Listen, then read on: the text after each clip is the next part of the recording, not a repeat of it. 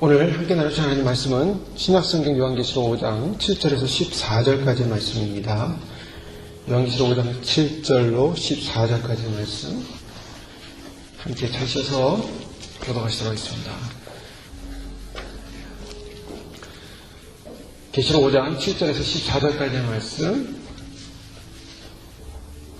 7절 말씀 먼저 공부하겠습니다. 어린 영이 나와서 보좌에 앉으신 이의 오른손에서 책을 취하시니라.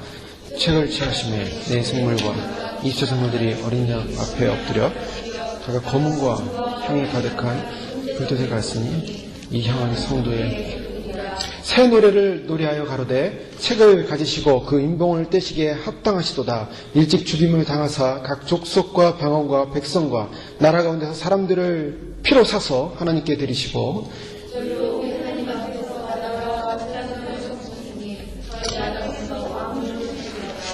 내가 또 보고 들음에 보좌와 생물들과 장로들을 둘러싼 많은 천사의 음성이 있으니 그 수가 만만이요 천천이라.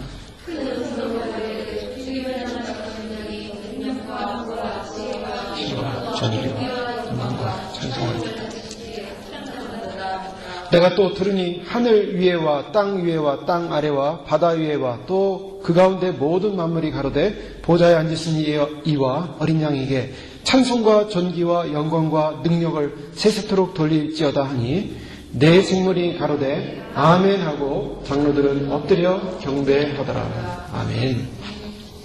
인봉을 떼시기 합당하신 어린 양 예수님 찬양이라는 제목으로 오늘 하나님 주시는 이 말씀 나누기 원합니다. 교회는 또 성도님은 중간에 하나님과의 막힌 담이 없다면 하나님으로부터 받을 수 있는 은혜의 영, 성령의 영을 충만하게 경험할 수가 있습니다. 그것은 하나님께서 약속하신 것이기 때문입니다. 믿는 사람들이 그런데 조심해야 되는 것은 이 하나님이 주시는 이 하나님의 성령의 영을 받지 못하고 세상의 영에 사로잡힐 수가 있다는 것입니다. 자, 세상의 영은 무엇이냐면 바로 세상의 권력, 영광, 세상의 돈, 명예. 그 사람들은 어떤 물질에 관련해서 돈이 안 되는 일이나 권력이 안 되는 일을 가치 없다고 생각합니다. 이거 왜냐? 세상의 영에 사로잡혀 있기 때문입니다. 그러나 믿는 성도가 의지해야 될 것은 바로 세상의 영이 아니죠. 그것은 다윗의 뿌리이시고 왕권을 가지신 사자의 능력을 가지신 하나님의 영을 의지한 것, 바로 믿음의 시대에 믿음의 사람들이 승리해야 될 의지의 대상인 것입니다. 이 힘은 눈에 보이는 힘이 아닙니다. 이것은 절대적으로 하나님 앞에서 진정한 인생의 회개와 죄의 회개를 통해서 하나님을 만나게 되는, 그래서 보이지 않는 영의 세계에 속한 것입니다. 사람들은 보이지 않는 영의 세계에 대해서 보이지 않기 때문에 그것이 존재하지 않는다고 생각하지만 실제로는 우리가 회개를 통해 하나님께 나가게 되면 만날 수 있고 경험할 수 있는 그런 세계인 것입니다. 주님은 바로 그 세계를 통해서 예수 그리스도를 만나기 원하고 그분을 의지하기 원하시는 거죠. 오늘 요한계시록 5장 말씀을 계속 우리가 살펴보고 있는데 요한계시록 5장에서 어린 양 예수님께서 하늘의 천상에서 하나님의 오른손에 있는 그 일곱 봉인된 책을 뗄 자가 없을 때, 바로 사도 요한이 그 눈물로 아픔으로 하나님 앞에 울고 있을 때 장로님 한 분이, 거기 있는 24장로 중에 한 분이 말하기를 바로 다윗의 자손이 바로 사자이신, 유대의 사자이신 그분이 이기셨는데 그 어린 양 예수가 그 인을 떼시다. 그것은 바로 무엇을 말하냐면 인류의 구원의 회복은 누구의 손에 달려있냐면 어린 양 예수에게 달려있다 라는 것을 간접적으로 증언하는 것입니다. 하나님의 오른손에 있었던 그 일곱 인봉이 된 두루마리 책은 무엇을 말하냐? 인류 역사의 마지막 하나님의 구속 계획을 말씀하고 있습니다. 또 믿는 자의 구속 계획만이 아니라 그것은 믿지 않는 자에 대한 하나님의 마지막 심판에 관한 비밀책을 말하고 있습니다. 그 책의 내용을 알지 못하게 되면 모든 자들이 구속받지 못하고 죽게 되기 때문에, 구속받아야 될 백성이 구속받아야만 되기 때문에 그 책은 반드시 열려져야만 하고 알려져야 하기 때문에 바로 사도 요한은 그 책으로 인해서 그 책이 떼어지지 않음으로 말미암아 죽게 될 인류를 생각하며 눈물을 흘렸다는 것입니다. 고통 가운데 눈물을 흘렸습니다. 구원받아야 할 백성이 구원받지 못하는 사건이 벌어지면 안 되기 때문에 그는 하나님께 간절하게 안타까움으로 눈물을 흘렸을 때 그 책을 떼실 분인 바로 인간도 아니고 또 피조세계의 어떠한 존재도 아닌 하늘과 땅의 어떤 존재도 그 책의 인봉을 뗄 수 없는 바로 그런 상황에서 하나님의 아들이신 어린 양이신 그분이 그 책만을 뗄 수 있다. 그래서 희망과 용기의 메시지를 주고 있습니다. 바로 이러한 하나님의 구속사의 책이 열리는 사건, 이 열리는 사건은 천상에서 어떤 사건이겠습니까? 영광스러운 사건입니다. 복된 사건입니다. 축복의 사건입니다. 여러분, 이 성경책이 우리 손에 들어왔다는 것은 굉장한 축복의 영광입니다. 이 성경책이 열릴 수 있다는 것은 축복의 영광입니다. 왜냐하면 이것이 닫혀진 책이라면 사람들은 하나님의 구속 계획을 모릅니다. 왜냐하면 눈 뜨고 세상 나가보면요, 태양은 떠 있고 자연은 계절에 따라서 자연은 움직이고 있고 사람들은 그냥 하늘의 구름을 보고 하늘의 푸른 하늘을 보고 공기를 마시면서 살아갑니다. 이것은 하나님께서 주신 놀라운 은혜의 축복인데 이 은혜의 축복을 사람들은 알지 못해요. 왜 알지 못하냐? 그들에게는 특별한 하나님의 이 축복이 어디서부터 와서 지금 어떻게 존재하고 어딜 갈 것인가라는 메시지가 없기 때문입니다. 닫혀진 책이기 때문에. 그러나 이 열려진 책을 아는 사람들은 저 하늘의 달도, 저 하늘의 태양도, 저 하늘의 별도, 또 이 모든 우주의 모든 상명한 만상도, 또 이 지구에 있는 땅에 있는 모든 조화들이 다 피조세계가 하나님이 지으시고 하나님이 축복하시고 하나님이 운행하시는 것이다 라는 알게 된다는 거죠. 왜요? 열린 분들만, 하나님의 비밀의 계시를 아는 분들만. 그런데 일반 은총적인 청년 사람들은 그 비밀의 계시를 잘 모르기 때문에 그래서 자연을 섬깁니다. 태양을 섬깁니다. 뭔가 절대자를 섬깁니다. 신을 섬깁니다. 인간의 그런 마음속에, 심령 속에 하나님을 찾고자 하는 본성을 집어넣으시죠. 근데 그 마음을 가지고 하나님을 찾고자 원하지만 그런 하나님께 도달할 수 없어요. 왜요? 특별한 하나님의 계시가 임하지 않아요. 바로 이 구원의 은총이 하나님의 말씀으로 말미암아 예수 그리스도로 말미암아 구원됐다는 이 말씀의 계시가 임하지 않으면 깨달을 수가 없어요. 그래서 사람들에게 그 특별한 계시를 알리는 것입니다. 그것이 전도요, 선교요, 복음 전파요, 하나님 나라의 확장이라고 할 수 있는 것이죠.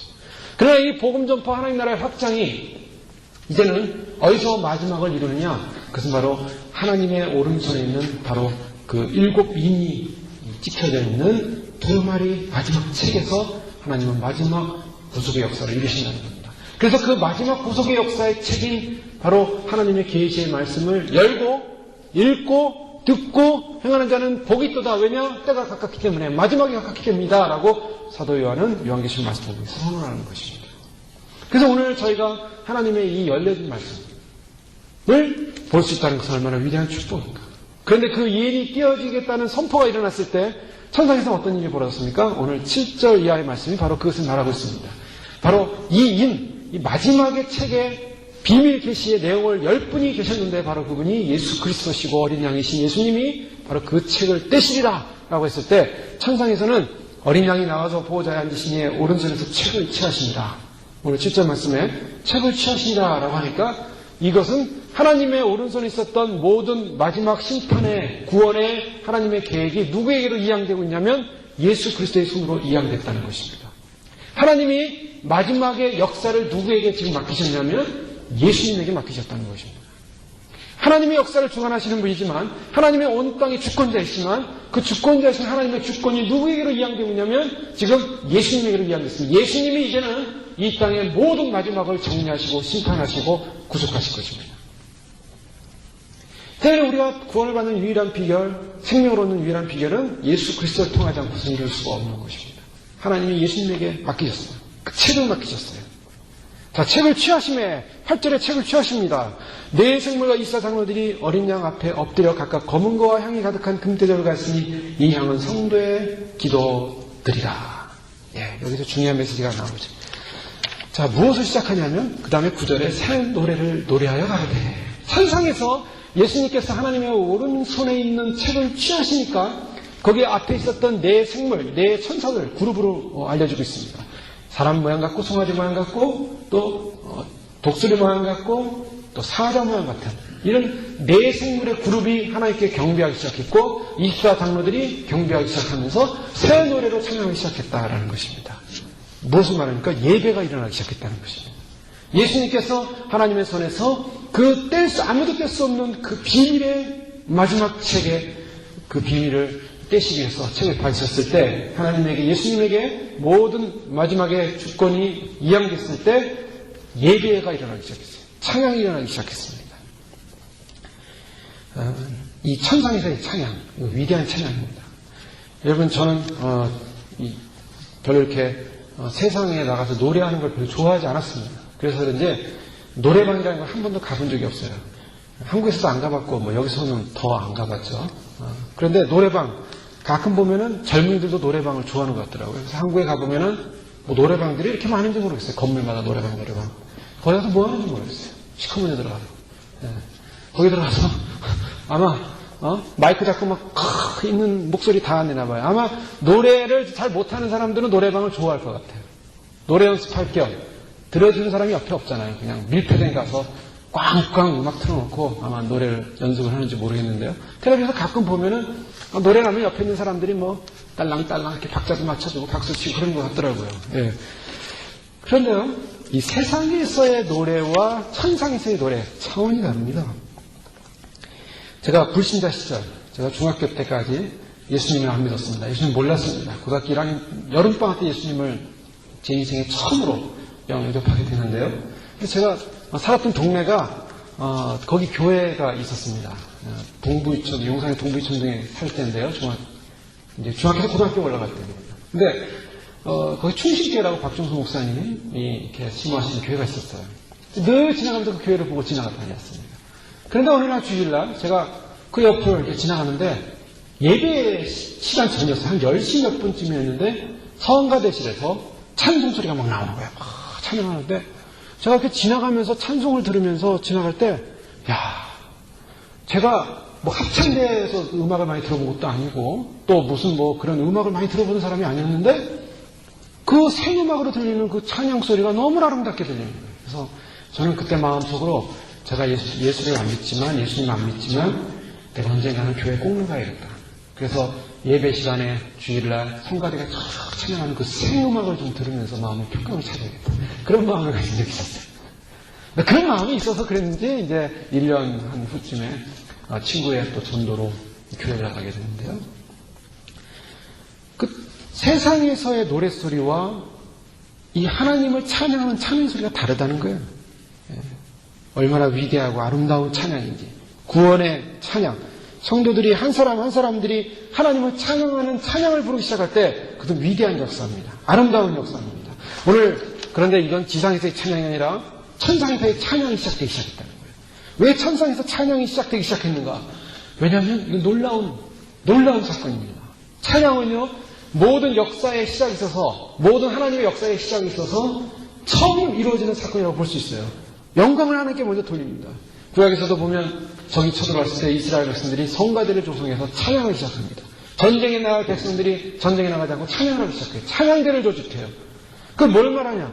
하나님의 역사에 있어서 가장 위대한 빵빠레, 하나님의 역사에서 하나님의 역사가 시작됨을 알리는 그런 메시지는 찬양이라는 겁니다. 이스라엘 백성이 광야를 갈 때 제일 앞서갔던 지파가 어느 지파입니까?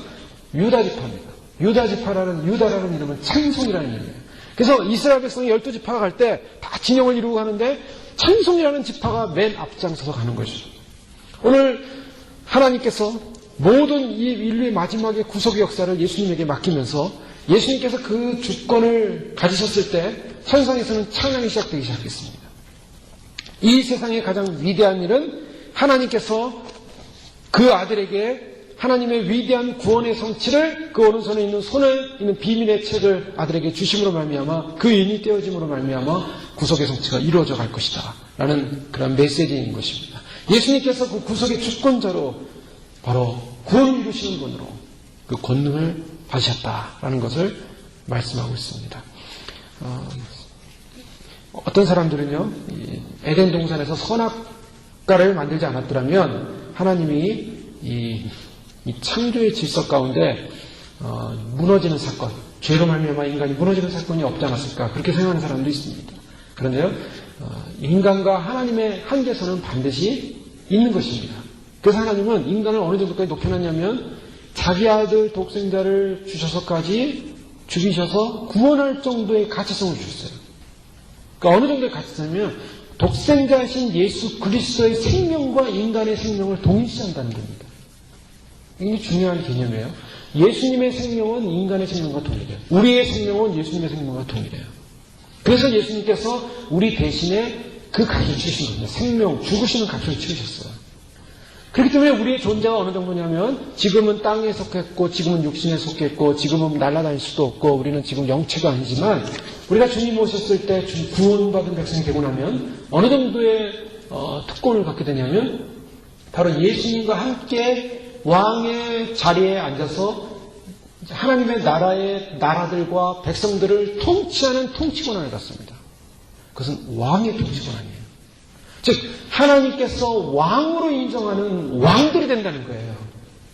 이것은 온 우주를 통치하고 온 우주 만물을 다스리는 하나님의 다스림의 주권 권능이 바로 하나님 예수 그리스도를 믿는 백성들에게 위양된다는 거예요.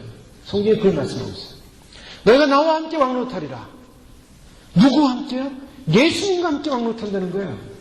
물론 우리들의 위는 예수 그리스도고 그분만이 진정한 왕 중의 왕입니다. 킹 오브 킹스라는 그 왕 중의 왕이라는 말은 이 세상 왕들을 말하는 게 아니에요. 할렐루야 찬양할 때 왕의 왕 하고 찬양하잖아요. 그 왕의 왕은 바로 믿는 백성들을 말하는 것입니다. 성도들이 주님 앞에 가서 왕권을 가질 때 그 왕들, 나라들의 왕들의 왕이라는 거예요. 예수님은. 근데 중요한 것은 라인이 있다는 겁니다. 하나님이 우리 인간들을 그렇게 높여놓으셨지만 거기는 분명히 선악과라는 라인이 있었어요. 아담은 누구였냐면 왕이었어요. 지상의 왕이었습니다. 그래서 그는 하나님으로부터 위탁받은 지음받은 피조세계의 왕이었어요. 그래서 온 천지 만물을 다스리고 정복하라. 이름을 다 짓습니다. 왕이 이름을 지니까 그 이름이 다 이름이 돼버리는 거예요. 아담이 이름을 다 줬거든요. 아담이 이름을 지니까 그게 이름이 되는 거예요. 자, 하나님이 말씀하시면 그 말씀은 능력 있고 그 말씀은 새롭도다. 이 말씀을 기록하라. 하나님 말씀은 영원토록 변하지 않고 하나님 말씀하시면 그 말씀은 기록되는 거예요. 아담이 이름을 지니까 그게 다 이름이 돼버린 거예요. 그게 왕권. 그런데 그 왕권을 놓쳐버렸습니다. 마귀에게 속았어요. 마귀에 넘어갔어요. 왕권을 빼앗겨버렸어요. 그래서 예수님께서 회복하시고자 하는 것은 그가 그의 생명을 통해서 왕권을 잃어버렸던 그 백성들을 살리셔서 다시 에덴에서 잃어버렸던 그 왕권을 회복하는 것. 제2의 아담으로 왕권을 회복하시는 거예요. 그래서 예수 그리스도 안에 있는 사람들은 다 그 왕권의 자리에 올라가게 되는데 성경에 비밀이 있습니다. 그러면 예수 믿으면 다 왕이 되느냐? 아니에요. 다 왕이 되진 않아요. 분명한 것은 왕이 될 족속이 있고 백성 될 족속이 있고 신하 될 족속이 따로 있어요. 그것은 어떻게 달라지냐? 믿음과 희생과 그리스도 앞에서의 그런 삶의 그 위치에 따라 방향이 달라진다는 것입니다. 오늘 예수님께서 하나님으로부터 그 놀라우신 주권, 이 마지막 통치의 주권을 이양받으셨을 때 모든 사람들이 하나님 예수 그리스도를 찬양하기 시작했다는 것입니다. 예배하기 시작했다는 것입니다.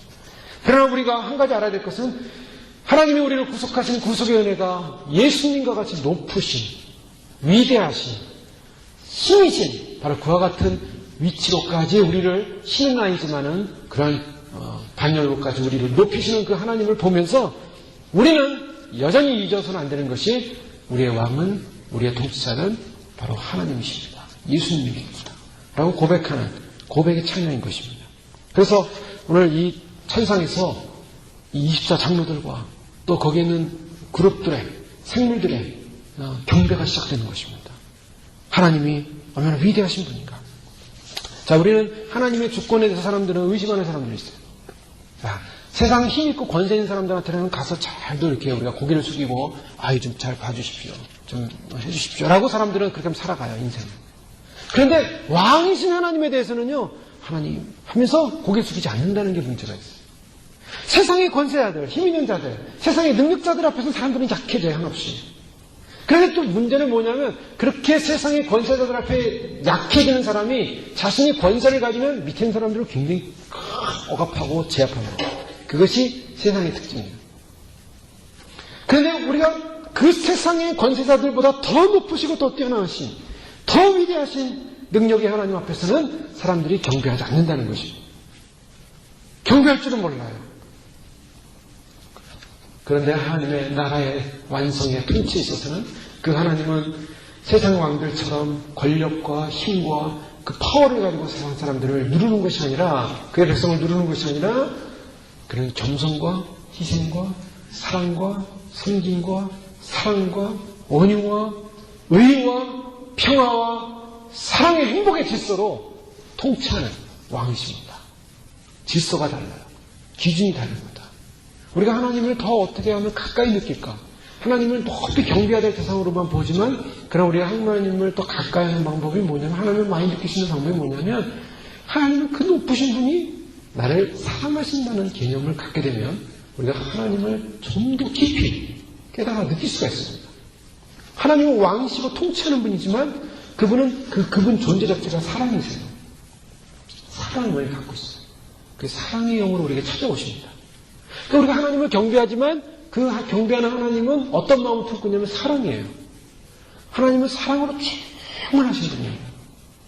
그 사랑의 충만함을 우리가 받아들일 때 하나님 앞에 그 사랑 때문에 마음이 녹아지고, 사랑 때문에 주님을 사랑하게 되고, 그 사랑의 그 은혜 가운데 깊이 들어가게 돼요. 근데 많은 사람들이 그 하나님의 그 위대한 사랑의 통치를 인정하지 않으려고 해요. 왜? 사람들의 마음은 죄로 오염되어 있기 때문입니다. 그래서 하나님의 사랑을 의심합니다. 하나님의 사랑을 받아들이지 않습니다. 그리고 그 하나님의 사랑의 통치권을 인정하려고 하지 않아요. 겸손하고 온유하시니까 함부로 대한다고 생각해요. 함부로 대도 생각하는 거예요. 오히려 강하고 독재적이고 파워풀하면요, 사람들이 두려워합니다. 그래서 누굴 두려워합니까? 귀신을 두려워하고, 마귀를 두려워하고, 사탄을 두려워하고, 세상 권세자들을 두려워하는 거예요, 사람들은. 하나님은 사랑으로, 온유로 그 능력의 권세자가 우리에게 다가오셔서 그 사랑을 베푸시는데, 사람들이 그분을 인식하지 못하고 그분 앞에 무릎 꿇지 못하고 경배하지 못해요. 왜냐? 너무나 우리는 그런 굴종적인 그런 데 익숙해 있어요. 한국 사람들 보면, 한국 사람들은 독재를 해야 말을 잘 듣는다, 그런 얘기예요. 그게 나쁜 얘기입니다. 독재를 해야 말을 잘 듣는다. 강압적으로 해야 된다. 그렇게 해야만이 사람들이 순종한다. 이것은 굉장히 사탄이 큰 거예요, 사실은. 사실은 의와 사랑과 평화가 있는 곳에는 자발적인 사랑과 순종과 예배가 있는 곳이에요. 어린 양의 그 능력의 권세를 받으시고, 이제 그 하나님의 사랑과 구원의 완성을 이루셔 가실 바로 그쯤에서 천상에서 예배가, 찬양이 시작되는 것입니다. 그런데 그 찬양의 내용을 보면, 8절에 이렇게 말씀하시죠. 검은거와 향이 가득한, 검은거는 찬양을 위해서 쓰여지는 도구입니다. 천상의 악기예요. 그래서 그런 현의 악기가 향이 가득한 금대접을 가졌는데, 어린 양 앞에 장로들이 그 금대접을 보니까 거기엔 성도의 기도들이 가득 차 있다는 거예요. 기도들. 무슨 말입니까? 어린 양이 인을 취했다라는 것은, 인이 있는 그 책을 취했다라는 것은 성도들의 기도의 응답이라는 것을 말하고 있습니다. 즉, 어린 양 예수께서 하나님의 통치 보호자로부터 그 하나님 마지막 시대의 구원의 완성의 책을 받았다는 것은, 그분이 그것을 받았다는 것은 기도가 응답됐다는 거예요. 무슨 기도입니까? 성도들이 수없이 기도했습니다. 주의 나라, 주의 의가 이 땅에 임하게 해주시옵소서. 우리 주기도문에 기도했잖아요. 하나님 나라가 하늘에서 있는 것처럼 이 땅에서 이루어지기 원합니다. 하나님 나라의 통치로 기도했어요. 하나님 나라의 통치는 뭡니까? 이 세상 나라는 세상의 임금이, 세상의 귀신들이, 사단들이 사람들을 속이면서 통치해갔던, 그래서 죄로 오염됐던 세상이에요. 근데 이런 죄로 오염된 세상에 진정한 왕이신 하나님이 통치하는 세상에 오게 해주십시오라고, 그래서 폭력이 없고 죽음이 없고 전쟁이 없고 미움이 없고 살인이 없고 죄가 없는 그런 세상에 오게 해주십시오라고 기도했던 거예요. 근데 그런 기도의 내용이 이제 응답되기 시작했다는 것입니다. 바로 그것이에요. 주님이 바로 하나님 보호자로부터 그 마지막 책을 잡았다고 하는 것은 이제 모든 성도들의 기도가 응답되는 시점이 왔다는 것입니다. 무엇을 말합니까? 하나님 나라의 도래, 파루시아, 즉 마지막이 왔다는 것입니다. 이 마지막이 왔다는 소식은요, 이거는 두려움의 공포의 소식이 아니에요. 이것은 이 마지막을 주관하시는 분은 바로 하나님이시기 때문에, 이 마지막이 왔다는 것은 모든 인류의 성도들이 그동안 기도해왔던 기도가 응답되는 응답의 약속입니다. 기도가 응답될 때 기쁩니까? 안 기쁩니까?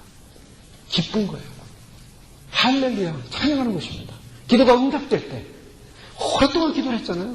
우리가 무슨 문제를 놓고 기도할 때 생각해 보세요. 우리 인생의 문제, 땅의 문제를 놓고 기도할 때도 하나님 해결해 주세요. 되게 해주세요. 좋아. 그런데도 막 기도가 응답이 안 되는 것 같고, 막 이렇게 뭐 일이 이상하게 돼가는 것 같고는 얼마나 사람이 많이 애타, 그럴 때마다 희망을 잃지 않고, 끝까지 소망을 잃지 않고. 그래서 인내해야 된다는 거예요, 인내. 누가복음 21장이나 마태복음 24장에 보면, 마지막 때 어떤 징조가 있겠습니까? 라고 제자들이 물어봤을 때 예수님이 결국 하시는 말씀 뭔지 아세요? 여러 가지 말씀을 하세요. 그 중에서 마지막의 결론이 뭐냐? 끝까지 믿음을 지키는 자는 구원을 얻으리라. 이게 결론이었어요. 끝까지 믿음을 지켜야 돼요. 믿음이라는 것은요, 중간에 가서 흐트러지면 안 되는 거예요. 믿음의 정절을 지켜라. 정절이 뭐예요? 춘향이 얘기했었잖아요, 예전에. 춘향이가 이도령을 기다리는 그 마음. 그것처럼 예수님에 대한 마음의 중심을 놓치지 않고 끝까지 믿는 것이 바로 믿음의 정절을 지키는 겁니다. 끝까지 인내하는 자, 끝까지 참는 자, 끝까지 기다리는 자는 구원을 얻으리라. 마지막 때 필요한 게 뭐냐면 인내. 그래서 인내의 말씀을 지키는 자는 시험의 때를 면하게 해주겠다. 말씀이 그냥 말씀인데 인내의 말씀이에요. 우리가 신앙생활하는 건 인내가 필요한 겁니다. 인내. 그래서 낙심해서도 안 되고 절망해서도 안 되고 좌절해서도 안 되고 주님을 가까이 의지해요. 그 세상에서 기도할 때도 여러 가지 어려움이 생길 때마다 인내하는 겁니다. 주님을 믿습니다. 주님이 이러실 줄을 믿습니다. 계속 인내의 말씀으로 약속을 믿고 가다 보면 응답이 올 거 아닙니까? 하나님 응답하실 때 어때요? 그거를 인내한 만큼 기쁜 거예요. 인내한 만큼 할렐루야입니다.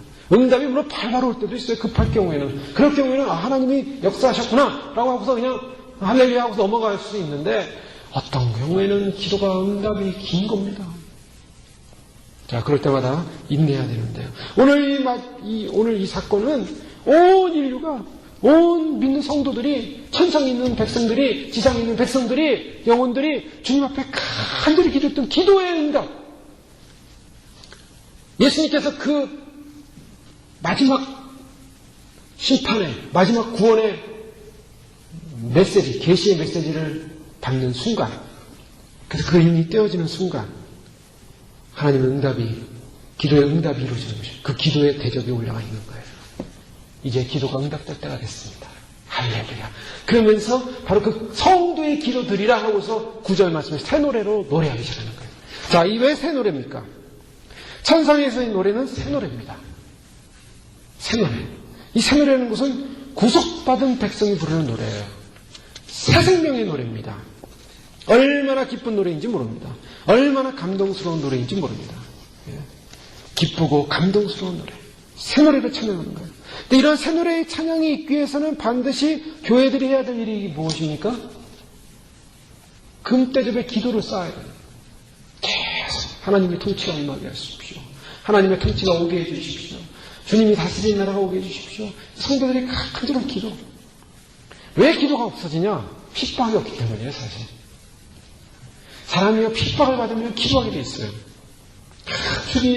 주님을 위해 사는 것이 이렇게 참 어렵지만은 그러나 믿음을 지킵니다. 핍박 속에서 기도하는 거예요. 여러분, 사람들이 기도할 때 보면 언제 기도합니까? 힘들고 어려울 때 기도 많이 해요, 사실.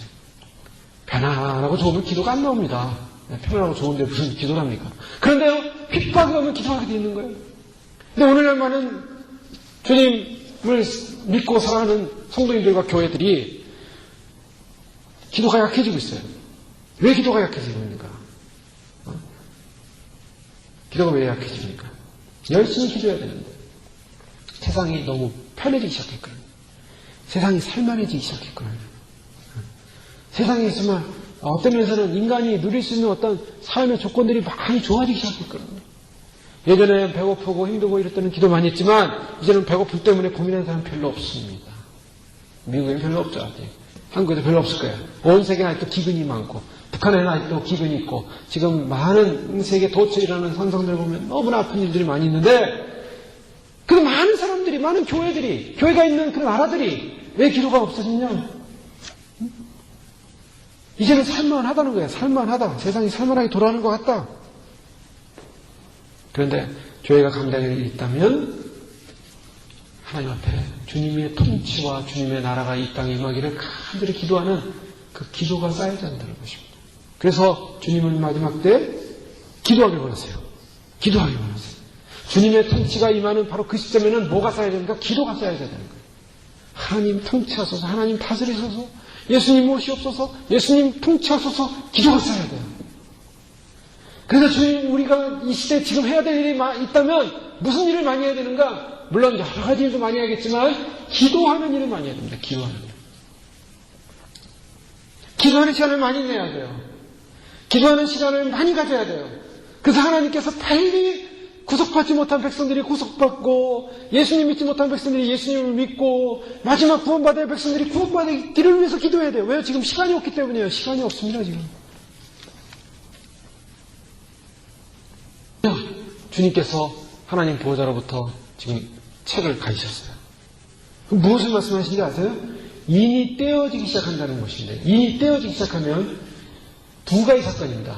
그것은 마지막 성도의 구속을 이루세요. 그리고 하나님의 역사는 누구에게 일차적인 관심이 있냐면 하나님의 백성들, 선택받은 백성들에게 관심이 있다. 하나님의 역사는 반드시 그래요. 여러분 생각하세요. 미국이 이번에 IT 섬에서 각 나라들이 지금 지진에서 사람들이 고통당하고 있는데 어저께 뉴스 보니까 각 나라에서 지금 비행기를 보내고 있어요. 왜 보내는 줄 아세요? 구호 비행기가 아니라 자기 나라 백성들 태워갈 비행기 보내고 있어요. 다 도미니카로, 다 저 주변 나라로 도망간 자기 나라 백성들 태우기 위해서 프랑스도 자기 자국 비행기 보낸다. 미국도 자기 자국 비행기 보내고 막 보냅니다. 왜요? 거기 있으면 안 될 것 같으니까 다 퇴수시키는 거예요. 왜요? 자국 나라들은요, 자기네 나라 백성밖에 관심 없어요, 사실은. 그 다음에 거기 있는 사람들은 좀 여건이 되는 상황에서 도와주는 거예요. 할 수 없이.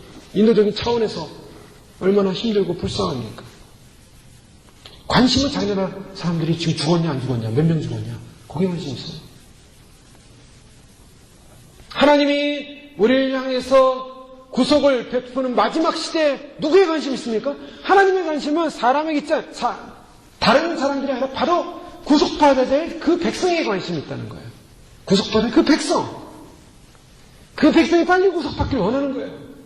근데 그 구속받을 백성들이 구속받을 준비가 되어 있지 못했을 때 안타까워하시는 거죠. 그래서 필요한 게 기도입니다. 주님의 나라가 회복되기 위해서 반드시 우리의 신앙하는 기도가 주 앞에 쌓여야 돼요. 의의 나라, 빛의 나라, 생명의 나라, 희망의 나라, 사랑의 나라, 성결의 나라. 이제 심판이 시작될 텐데 이 심판 앞에서는 아무도 그 심판을 막을 자가 없다는 것입니다. 그래서 기도하는 거예요. 하나님의 구속을, 하나님의 구원의 완성을. 지금 성도들은요, 그 구속의 완성을 보면서 찬양하는 것입니다. 찬양을 시작하는 거예요. 하나님이 다스리는 나라가 이제 드디어 오는구나. 하나님 나라가 다스리는 나라가 올 때는 반드시 구속받은 백성들을 구속하셔서 하나님의 영광스러운 나라를 입성시키십니다. 그 영광스러운 나라를 입성시키는 그런 사건이 끝나게 되면 어떤 사건이 일어납니까? 이 지상은 정리하세요. 이 지상은 정리하십니다. 정리하시는 방법은 이제 분명히 성경이 다 나와 있어요. 이스라엘 백성들이 애굽에서 출애굽할 때 이스라엘 백성을 구원하시기 원했어요. 하나님이 모세를 통해서 보냈습니다. 누구에 관심이 있습니까? 이스라엘 백성에 관심이 있어요. 나의 택한 백성을 보내라. 택한 백성을 보내라. 그러니까 바로 왕이 못 내놓습니다. 절대 못 내놓죠. 100만이 넘는 그 노동인구를 어떻게 내놓는 거예요? 못 보내죠. 그러니까 재앙이 오기 시작하는 거예요. 심판이 오기 시작해요. 마지막 재앙이 무엇이었습니까? 마지막 다 첫째는 생물을 다 죽이는 거예요. 어린아이들 죽입니다. 상자 죽입니다. 첫 생물 죽입니다. 다 죽였어요. 여러분, 하나님의 심판이 시작되면요, 우리가 휴머니티, 인도주의적 차원을 생각할 때 어떻게 어린아이들 불쌍하고 분유자들 불쌍하고 다 불쌍하죠. 근데 하나님의 심판이 시작되면요, 용서가 없어요.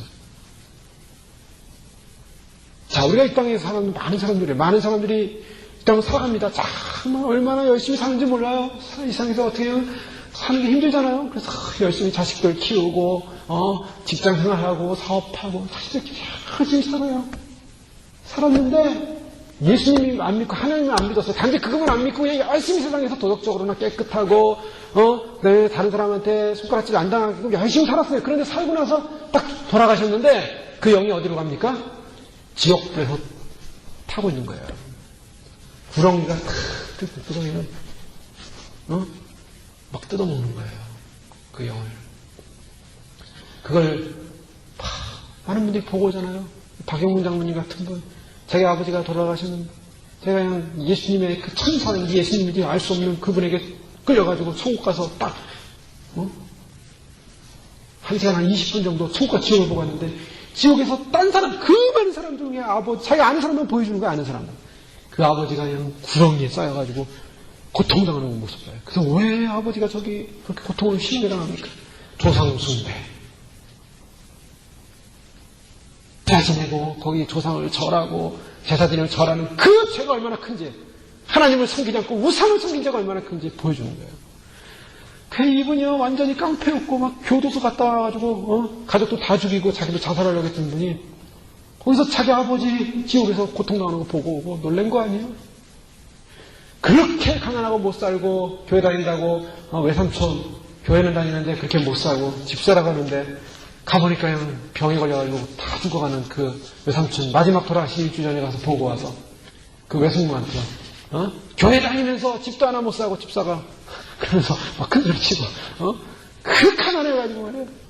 그렇게 뭐라고 했는데 천국 가서 그냥 그 수많은 사람들이 찬양하고 막 흰옷 입고 있는데 그냥 그 불빛이 쫙 비치는데 자기 외삼촌 빛이라는 거예요. 그 삐딱 말리고 병으로 죽어가던 자기가 보고 와서 일주일에 돌아가셨는데 그분이 천국에 있는 게 천국. 20년 전에 그분이요 천국과 지옥을 갔다 왔어요. 실제로. 영등포 유명한 뒷골목 깡패였다가. 그래서 20년 동안 외친 게 뭐 다른 얘기 안 하세요. 주님이 뭐 그분 신앙도 없으니까 다른 얘기 안 하고 받느냐 가서 전하라 두고 보리라 그렇게 말씀하셨대요. 두고 보리라. 20년 동안 이분은요 두고 보리라 소리만 들립니다. 네가 정말 제대로 전하는가. 천국 가지고 보고 왔어요. 죽고 나서 그냥 끝나는 게 아니에요. 사후세계가 없는 게 아니에요. 6년에 그분이 돌아가셨어요. 박영문 전에. 일을 다 마치시고 데려가신 겁니다. 사람들이 그래요. 아니 세상에서 그렇게 열심히 성실하게 살던 사람이 나중에 죽었더니 지옥에 가 있더라는 거야. 왜 지옥에 가 있냐? 예수를 안 믿은 죄가 얼마나 큰가. 그게 죄라는 거야. 왜 예수 안 믿는 죄가 크냐? 그 죄는요 하나님이 인간을 창조하시고 하나님의 사랑으로 하나님과 같은 정말 우리와 같은 형상으로 만들자. 인간은 유일한 하나님의 형상이에요. 그 하나님의 형상으로 만들고 지음받아서 하나님이 그렇게 특권과 권세를 줬구만 그 하나님의 사랑을 거절했다는 거예요. 그 하나님의 사랑을 거절한 그래서 끝없이 콜링했어요. 인생을 통해서 수없이 콜링했어요. 내게로 돌아와라 제발 내 사랑 안에 머물라. 근데요 나는 당신의 통제 안 받겠습니다. 내 맘대로 살겠습니다. 내 생각대로 내 뜻대로 살겠습니다. 그 거절한 죄가 무엇이 얼마나 크냐. 여러분 휴메이치적인 차원에서 보면요 거기 지옥에 있는 사람들이 다 고통스럽게 하나님 몰랐습니다. 예수님 몰랐습니다. 이렇게 고통당할 줄 몰랐습니다. 이렇게 이런 건지 몰랐습니다. 아무리 외쳐서 그때는 늦었다는 거예요. 왜요? 심판이 되었기 때문에.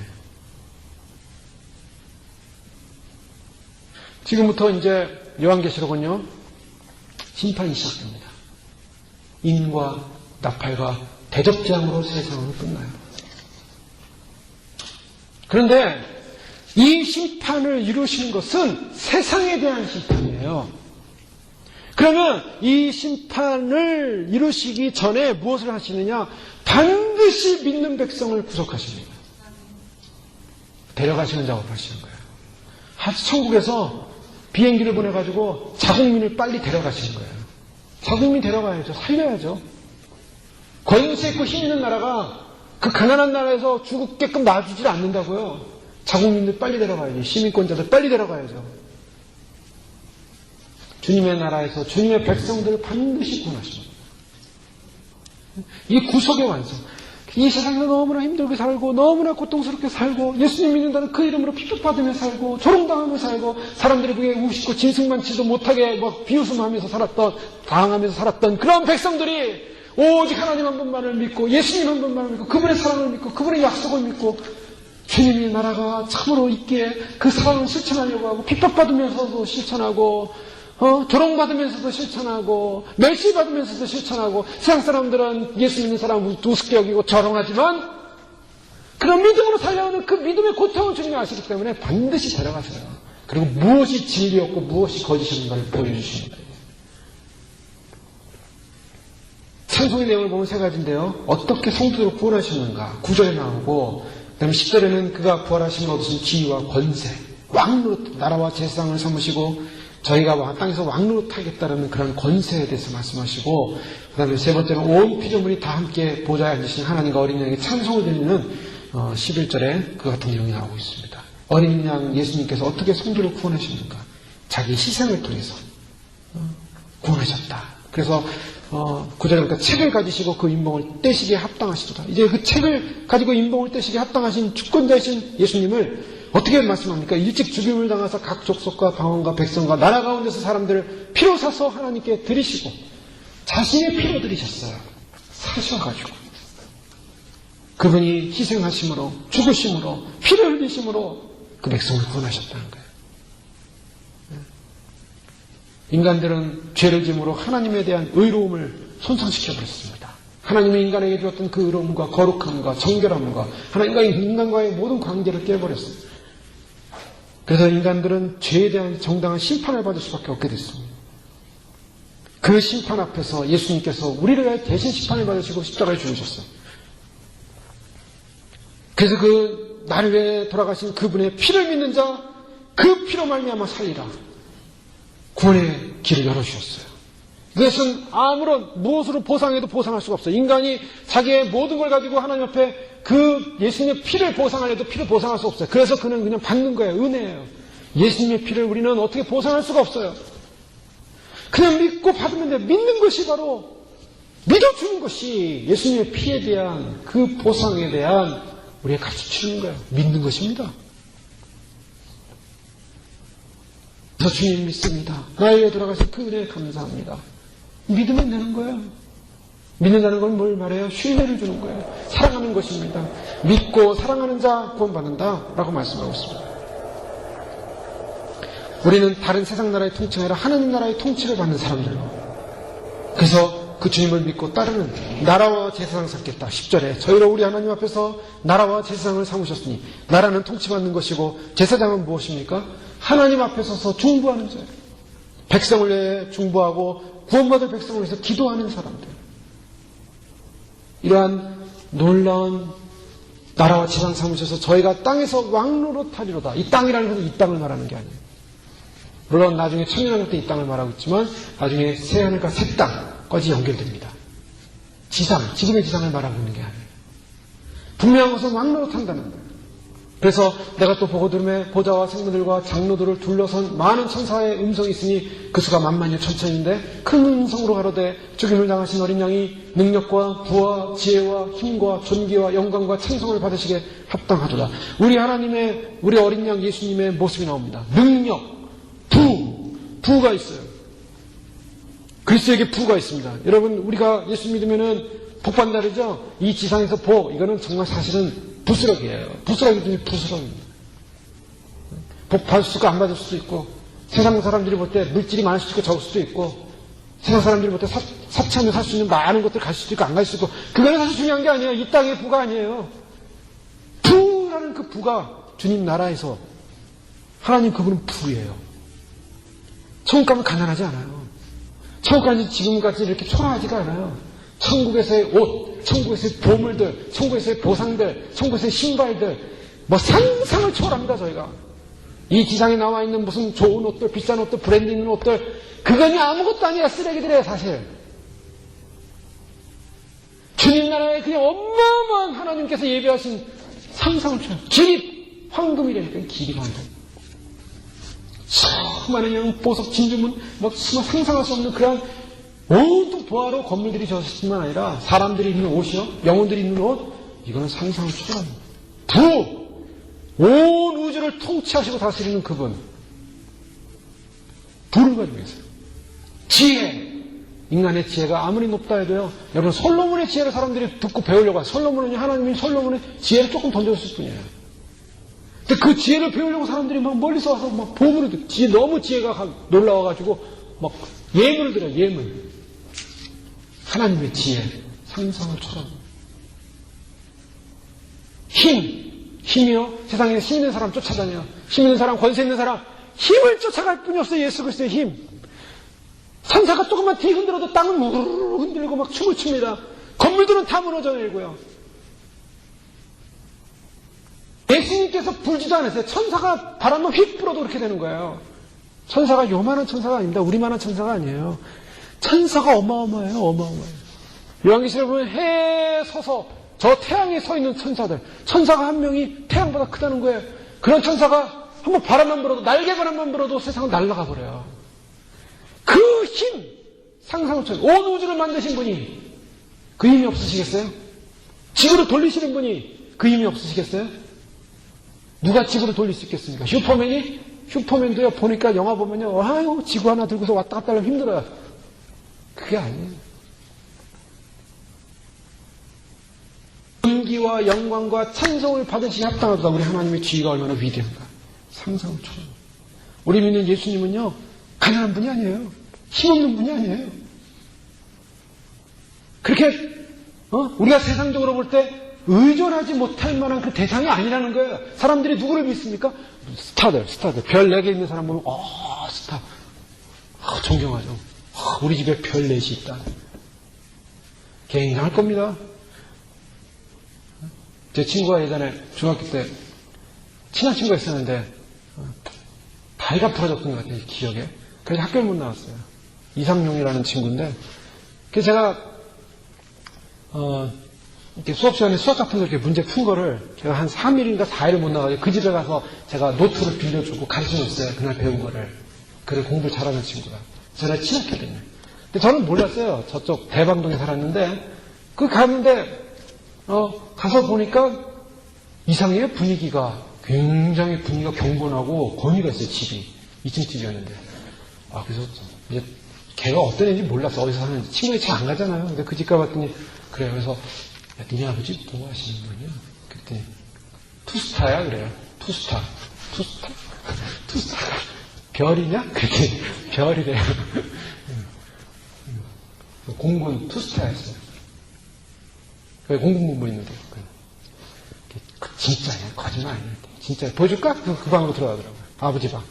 그랬더니 금으로 된 별이 몇 개가 있어요. 만져봤어요, 제가. 진짜 별. 금으로 만들어진 별. 좋다.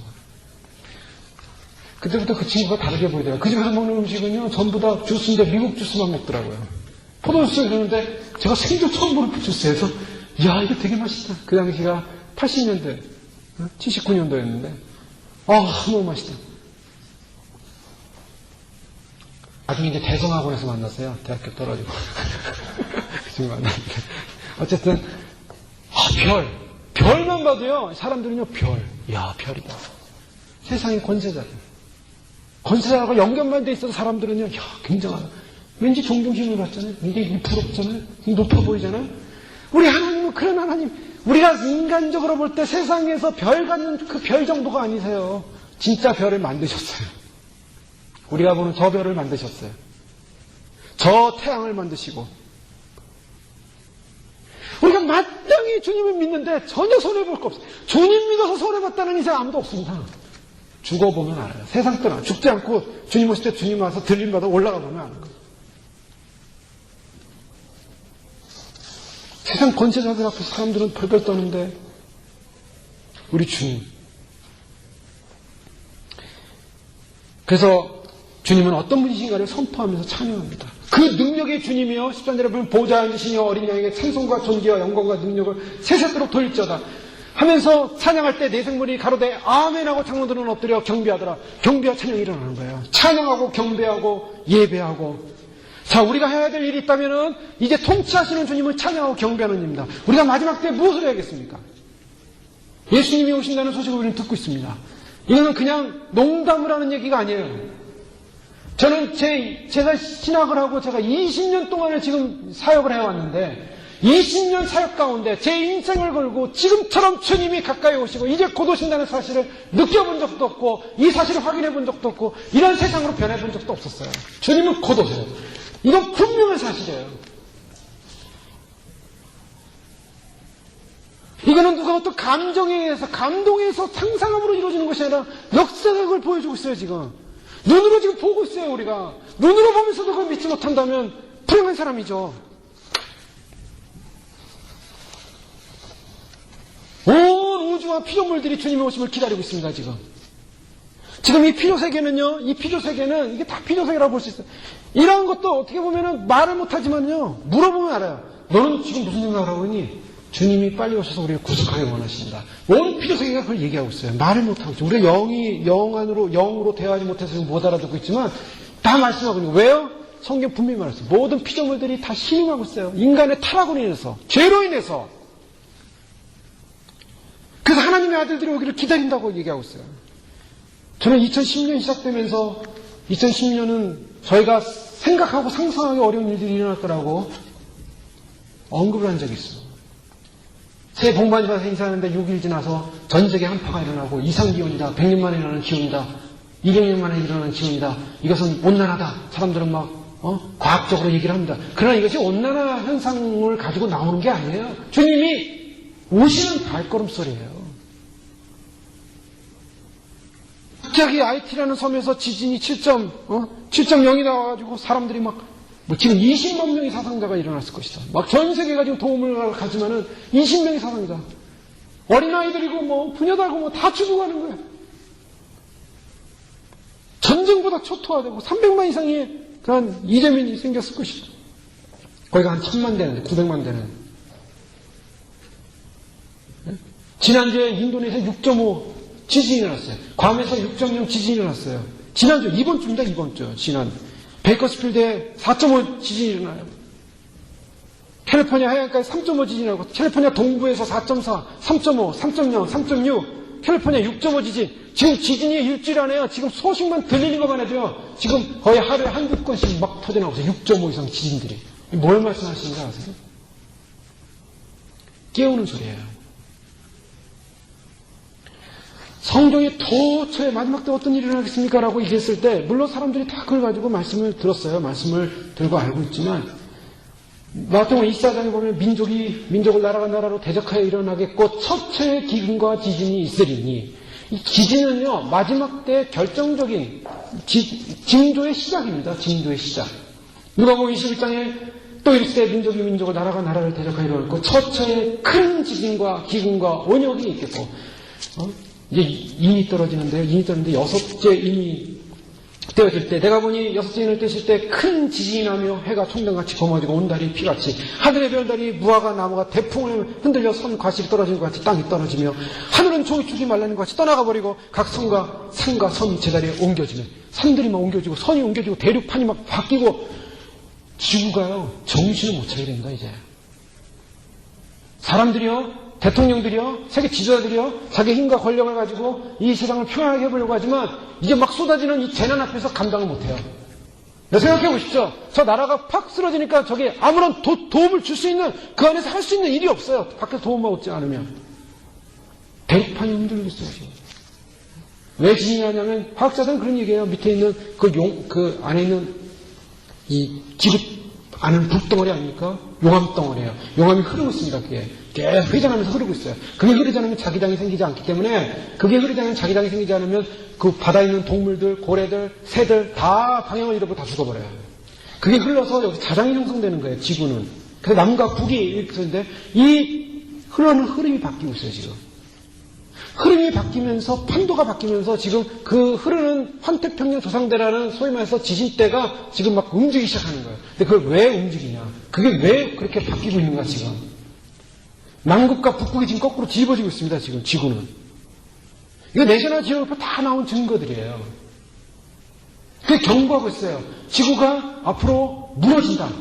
과학자들은 경고하고 있어요. 그런데 그건 과학자들 얘기고 성경은 분명히 그걸 얘기하고 있다는 거예요. 성경은 마지막 때 어떻게 일어날 것인가, 어떤 사건이 일어날 것인가.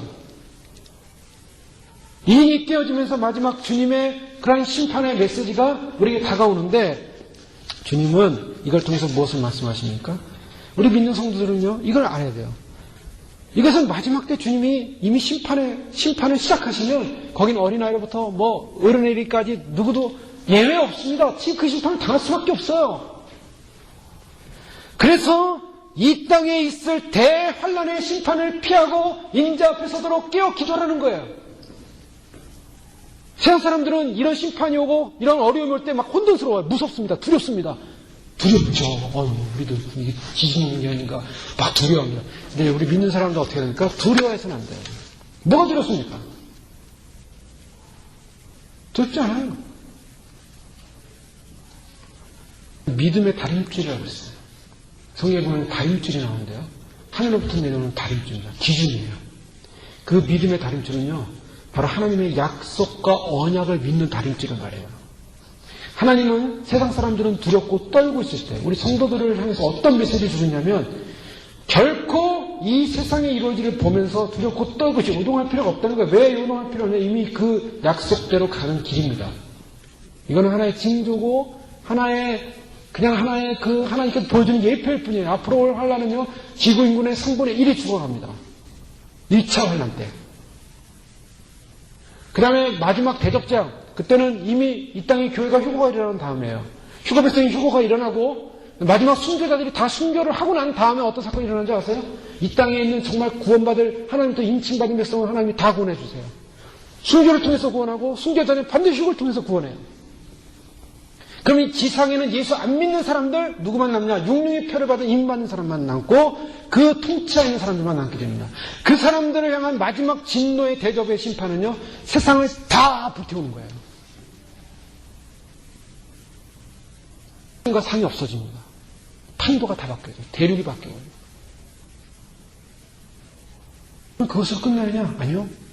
그 다음에 주님이 영광스럽게 백성들과 그 올라간 성도들과 휴거 백성들과 신부들과 순교자들과 함께 지상으로 재림해요.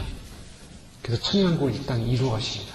완전히 적그리스도와 사단자를 다 집어넣고 불구덩이에, 무적응에, 유황불못에 다 집어넣은 다음에 이 땅을 정리한 다음에 주님이 의의 백성들과 함께 이 땅에 재림하셔서 이 땅을 다 천년국으로 가는 거예요.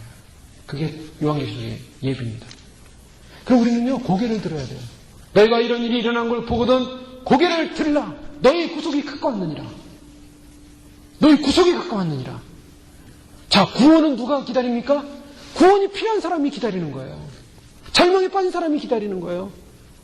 하나님을 간절히 기다리는 사람만이 구원 받는 거예요. 기다리지 않는데 무슨 구원이 있습니까? 하나님이 나를 이 땅 가운데서 구속하실 것이라는 분명한 약속을 믿고 구속을 기다리는 백성만이 구원을 되는 거예요. 그런데 그 언약의 다림줄이 뭐냐? 그 믿음의 다림, 혼란의 시절, 혼동의 시절, 두려움의 시대, 세상이 혼돈스럽고 세상이 온통 난리가 치는 그러한 세상 속에 우리는 살게 될 텐데 그 세상 속에서 요동하지 않는 분명한 다림줄은 하나님께서 우리를 구원하신다는 믿음의 약속의 다림줄입니다. 그걸 붙잡아야 돼요. 그걸 붙잡는다 요동하지 않습니다. 왕의 기한을 준비해야 돼요. 그 약속의 다림줄이 뭡니까?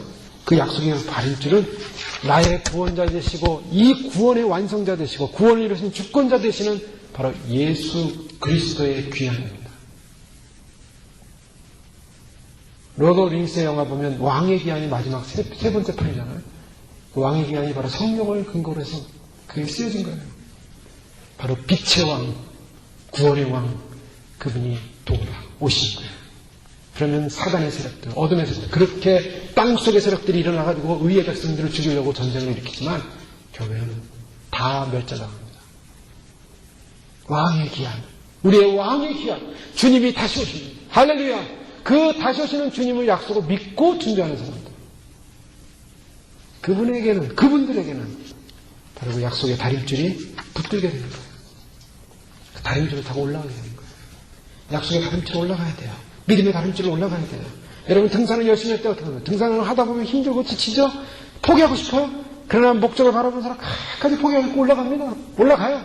그런 것처럼 우리가 때로는 믿음의 다림줄을 타고 올라가기 때 때로는 지치기도 합니다. 힘들기도 합니다. 상황이 어렵기도 합니다. 그러나 포기하지 않고 끝까지 올라가는 사람은 정상에 올라가는 거예요. 주님 오늘날 우리에게 그런 인내를, 그런 용기를 요구하고 있어요. 믿음으로. 오늘 이 시대 가운데 그러면 우리가 그 약속의 다림줄을 붙잡고 어떻게 해야 되는가? 기도해야 됩니다. 무엇을 위해 기도합니까? 이 마지막 주님의 긍휼, 마지막 주님의 긍휼, 주님의 구원의 옷자락을 붙잡아야 돼요.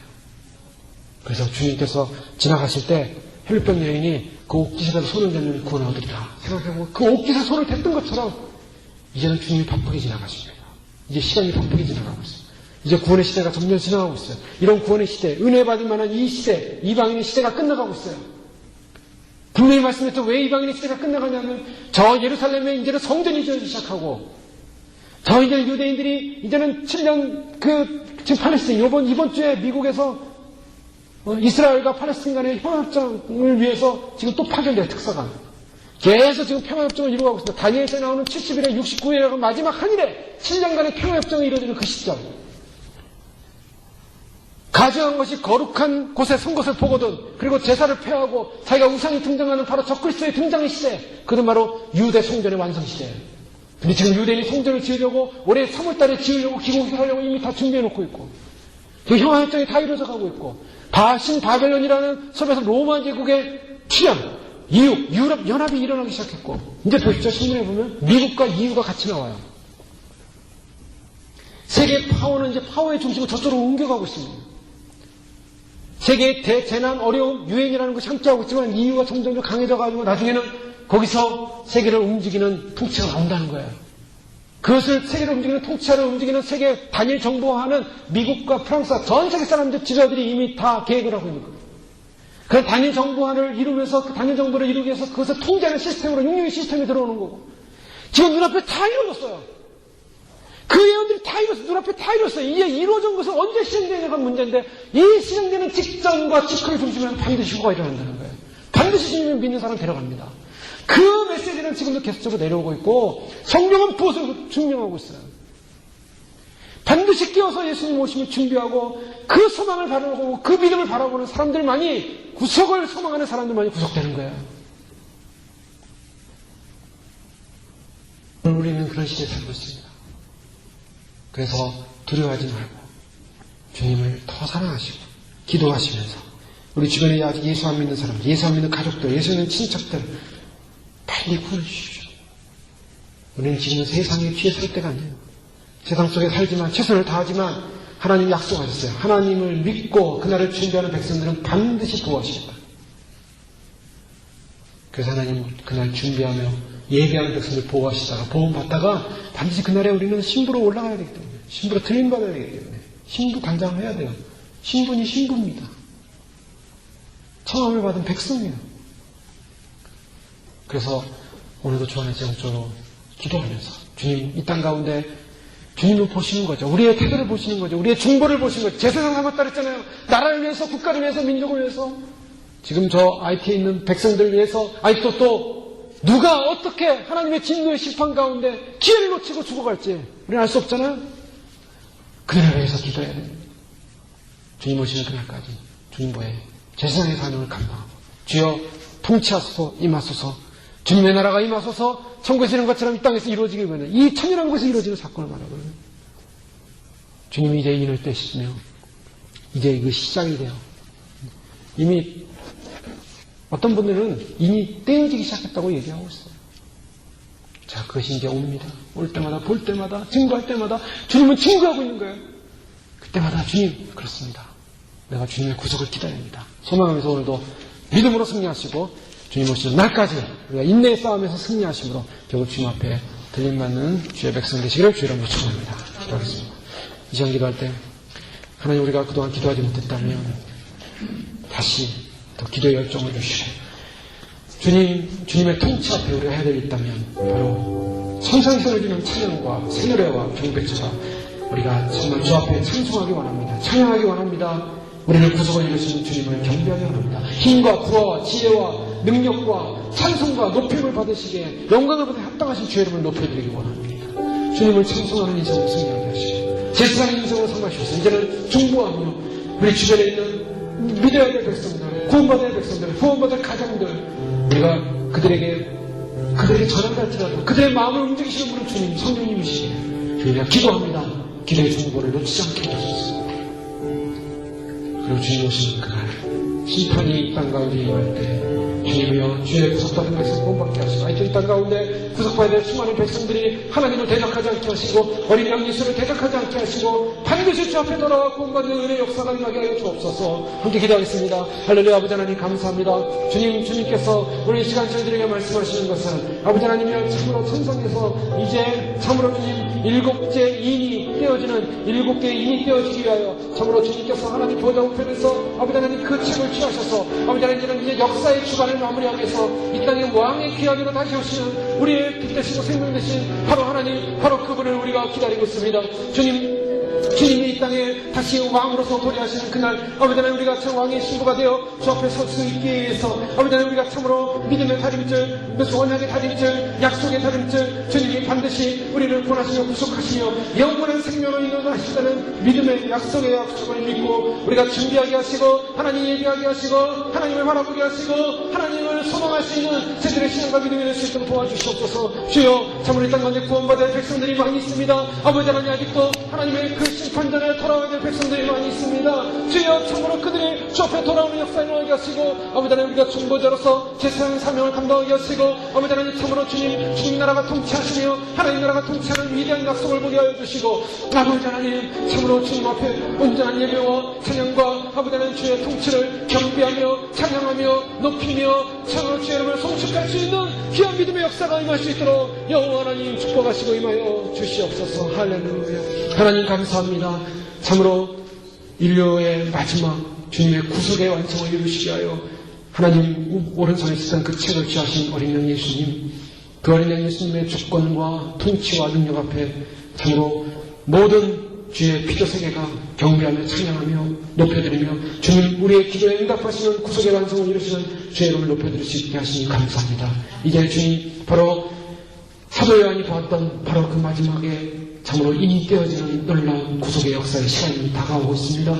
주님 오늘 이 시대를 바라보면서 저희가 깨어있게 하시고 기도하게 하시고 저희가 참으로 주님의 나라와 제사장된 존재로서 기도하게 하시고 한 생명 한 백성이라도 주님의 심판에 넘어가지 않고 구원받고 구속받는 놀라운 구원의 대열에 참여할 수 있도록 기도하게 하시고 그래서 우리 주변에 있는 사람들이 구원받는 놀라운 역사가 임하게 해주시고 아버지 하나님 참으로 우리가 해야 될 일이 있다면 저 앞에 그 구속을 이루시는 주님의 이름을 송축하며 경배하며 찬양하며 예배하며 하나님 높여드릴 인생으로 주님 안에서 언약의 다림줄 믿음의 다림줄 주님이 반드시 약속대로 오셔서 우리를 구원하신다는 그 놀라운 통치의 다림줄을 붙잡고 달려나갈 수 있게 하여 주시옵소서. 세계 곳곳에 고통과 슬픔을 당한 그런 민족과 나라들 주의 불쌍히 여겨주시고 저들이 주 앞에 돌아오는 시간이 되어지게 하시고 주의 심판이 말씀하고 사람들은 하나님을 원망하고 저주하고 하나님을 떠난다고 성경은 말하고 있는데 저들이 하나님을 원망하고 저주하고 떠나는 것이 아니라 하나님께로 돌아와 회개하여 주 앞에 구원받는 백성으로 축복하여 주시옵소서. 감사하며 우리 원하신 예수님의 이름으로 기도 올려옵나이다. 아멘.